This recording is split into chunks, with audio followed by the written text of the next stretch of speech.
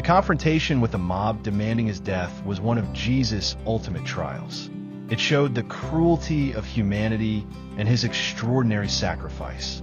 This challenge was not just physical, but also spiritual and emotional.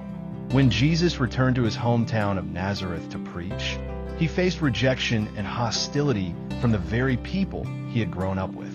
After he declared that a scripture had been fulfilled through him, the crowd became enraged.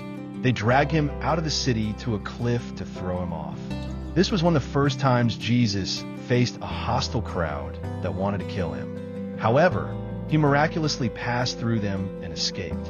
The challenge became even more brutal just a few days later, when the same crowd that had welcomed him into Jerusalem as a king now turned against him. After Jesus was arrested, Governor Pilate tried to release him. According to custom, he could free one prisoner during the Passover festival.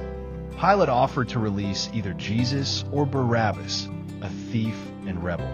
The chief priests and elders incited the crowd to demand that Pilate release Barabbas and crucify Jesus. Even though Pilate repeatedly asked, "What shall I do, then, with Jesus who is called Christ?" the crowd kept shouting, "Crucify him." Jesus faced the fickleness of the crowd, the injustice of the law, and Pilate's fear. He accepted the path of sacrifice instead of being pardoned by the crowd and the authorities.